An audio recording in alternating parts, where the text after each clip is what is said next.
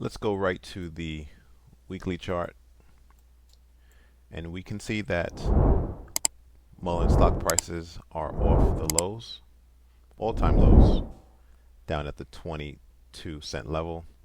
However, if this is the bottom and price is going to rise, it has to contend with several levels. You have a daily sellers level at 35 cents. You have support, which is now resistance, at 40 cents. And then you have this weekly sellers level at 48 cents. Now, before we continue with the analysis, let's watch this video. It is from the CEO, David Michery, and he provided a business update and answers to some key shareholder questions. Now, if you don't know, the NASDAQ gave a lifeline to Mullen, giving them until February-ish to get their stock price up to $1 or above. Again, right now, the price is hovering around 30 cents. But in this video, he also mentioned, which was the first question that he addressed, he's reiterating that the company only intends on enacting another reverse split if its shares cannot reach $1 organically. He also talked about the deliveries and the making and the purchases, and or rather the sellings of their cars. So he's forecasting that the company will sell 300 Mullen 1s and 450 Mullen 3s during the fourth quarter. He also talked about their update to their buyback program. So let's watch this video, and then we'll see where price can go next.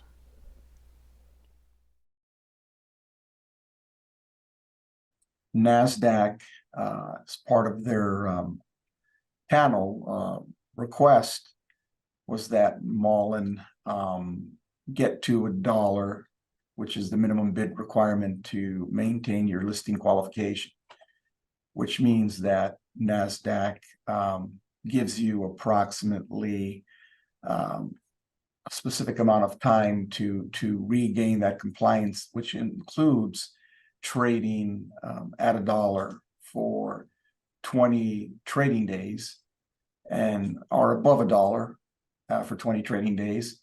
And if you can do that prior to the expiration of the extension date, then you continue on NASDAQ as a current company, meaning with no deficiencies. So from our perspective, we were granted the extension, which we're very grateful for. And again, NASDAQ doesn't really care how you get to $1 and trade 20 consecutive days at $1, as long as you get there. Now, obviously, we committed to doing a reverse if we can't get to that point, because other than that, there's really no way to get above $1. So we have a time frame that they've given us that allows us to regain compliance.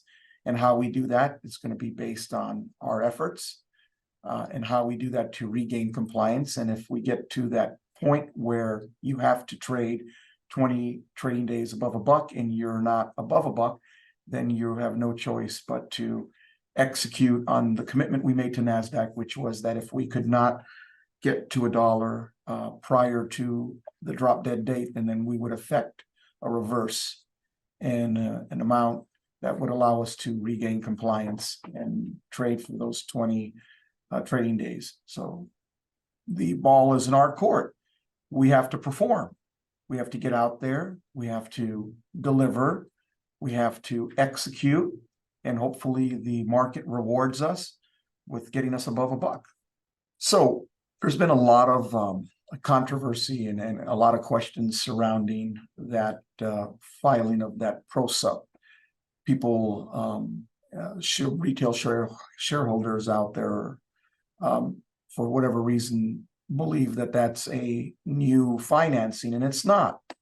It's clearly stated that it's a supplement to the original transaction that was executed in February of 2023. And these are the supplements that allow us to issue additional or register additional shares to cover the obligation pursuant to that 2023 February financing. So these are the remaining warrants that we talked about when we announced publicly a while back that there were no longer any additional options or rights to the Series D holders, and that there were only some warrants remaining. And so these are now the warrants that they're executing on, which we're obligated to file a registration statement for. So this is what they call pro-sup to the registration statement that was filed in February of 2023. And it is not, and I reiterate, is not a new financing. MULN has purchased approximately 5.7 million common shares of its stock and has retired them back into inventory. MULN currently hasn't purchased any additional shares because it's currently in a blackout period, which began on the last day of the fiscal year end, which is September 30th, and will continue until we file our 10K. One day after we file our 10K on December 29th, we can then resume purchasing shares. What we will do is we will extend the buyback period for an additional 6 months to give us additional leverage to utilize our dry powder to repurchase our shares and retire them. That's what we intend on doing. Yes, so let's just say in under 12 months, right, MULN has successfully completed 2 commercial launches for the MULN 1 and the MULN 3. The MULN 3 began production with the first units off the line in August, and the MULN 1 production units will roll off the line this month. As of today, in response to customer demands, the fourth quarter sale forecast is for 150 units for the MULN 3 and 300 units for the MULN 1. With the start of production, focus is now on vehicle sales and infrastructure preparation to support units as they move from the factory to the end user.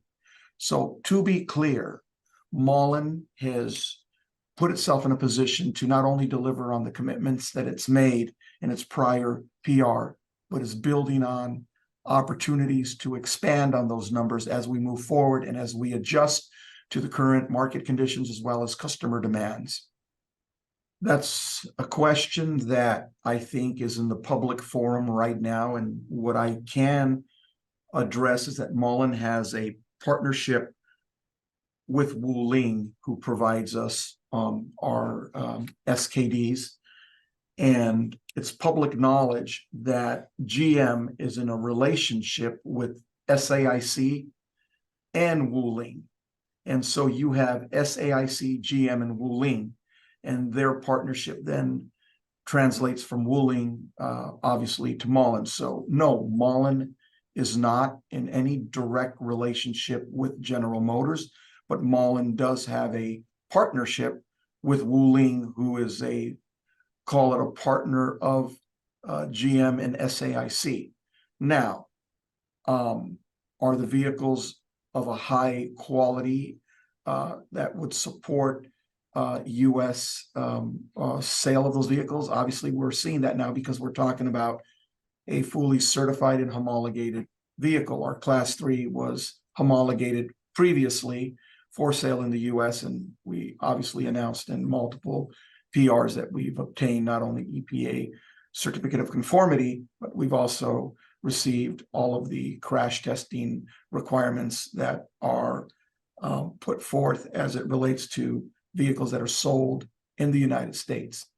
So again, they are quality vehicles. Are they of the highest standards? Yes, they are. Do they meet U.S. requirements? Yes.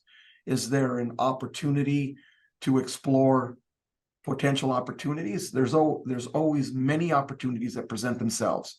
Now, again, you can come up with your own conclusions, but answer right now is no, there is no direct correlation or relationship between MULN and GM other than sharing the Wuling relationship.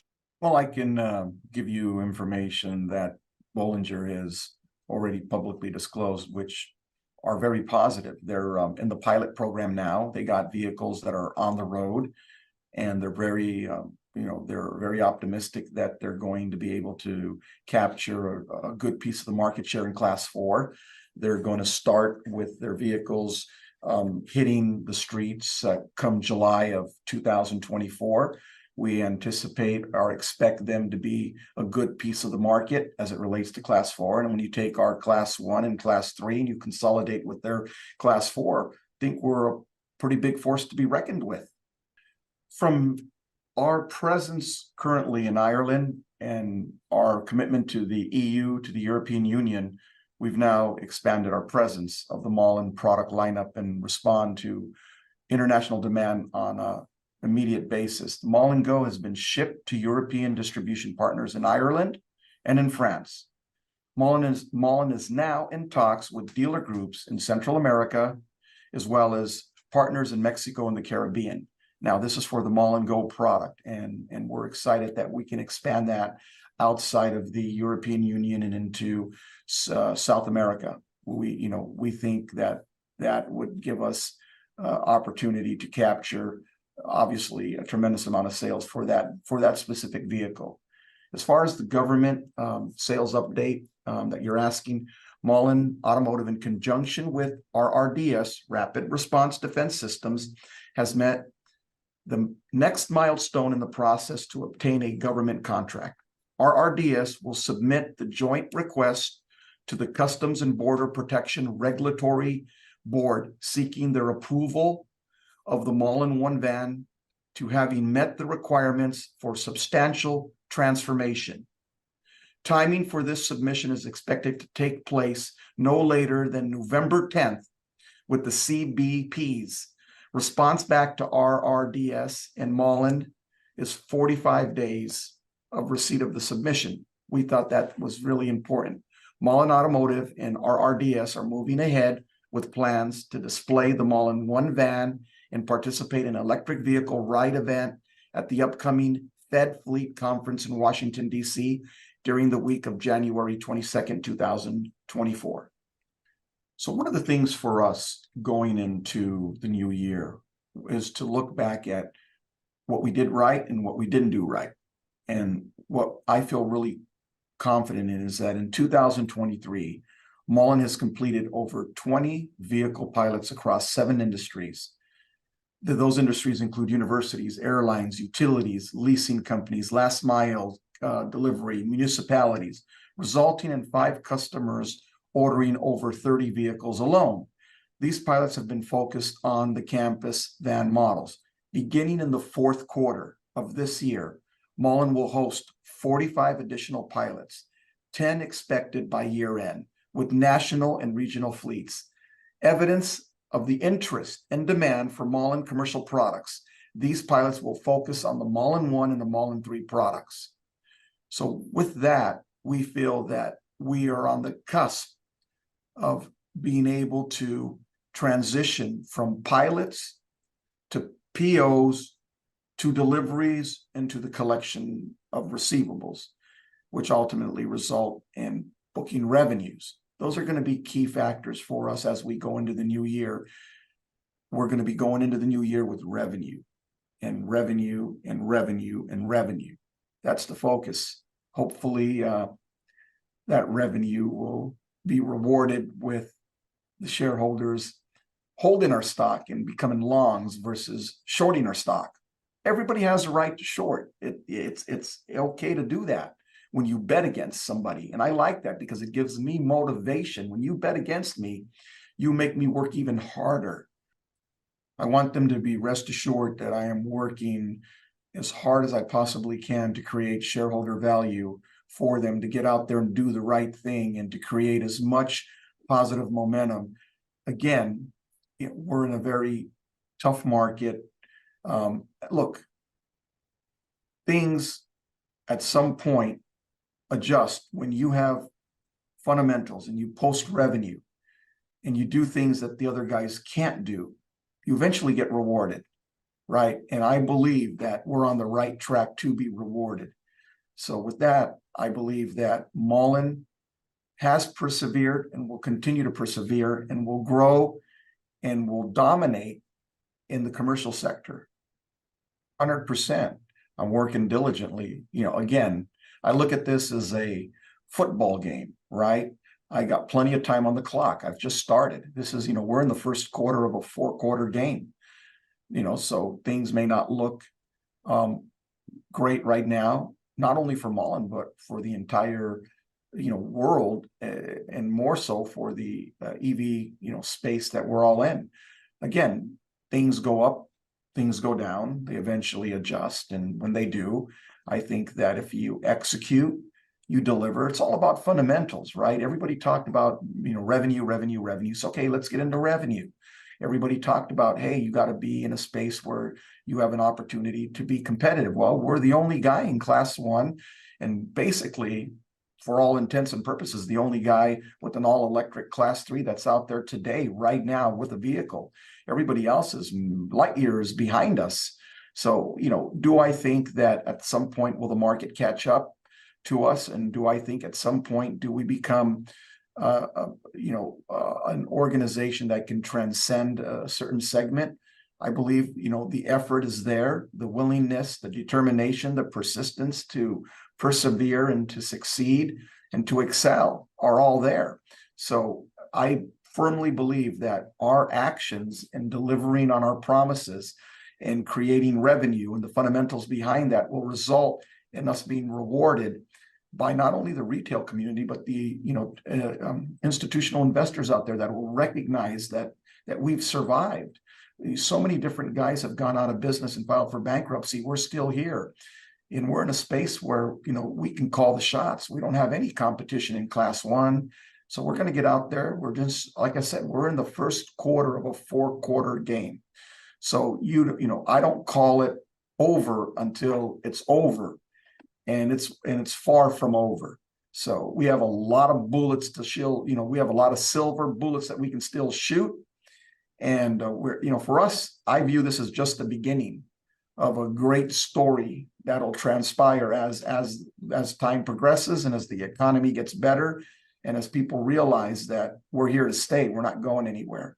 I'd like to turn everybody into a supporter of Mullen, not only a supporter of Mullen, but a supporter of being green and going, taking the extra mile to jointly push the initiative forward, that the reliance on fossil fuels and the dependency on those need to end.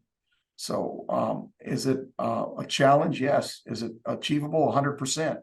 Will we turn people that are against us into supporters? I believe we will. And how we're going to do that is with delivering on fundamentals. All right, so this is the daily chart, and you can see that price put in a higher low, and I can't tell you when the last time price put in a higher low. So that's a sign of confidence that potentially, not necessarily that we reached the bottom, but we might be forming a bottom, right? Again, when we looked at the daily sellers level on the weekly chart, you can see we had a drop in price, 2 basing candles, and then the drop higher. And because price penetrated the zone more than 50%, this area may be in the process of being breached and potentially closed above, meaning price candle closing above. But again, you have multiple headwinds in the way of price getting to that dollar level. This is just short-term headwinds. Kind of scrolling out to the weekly chart again, you can see that there is another level up near that dollar range that's going to cause some havoc if and when price gets through these levels of resistance here. You also have the 70-cent level, which is going to serve as quicksand for price. So the stock has multiple obstacles if it's going to climb. Now, regarding the reverse split, I don't know if they can reverse split again. Right now I think they did a couple, and it's combined 250 to 1, and I think that's the max that NASDAQ allows. So it'll be interesting to see what happens moving forward. But be sure I will bring you all the latest and greatest moving forward on Mullen Automotive. Thanks for watching. Subscribe. Please like the video.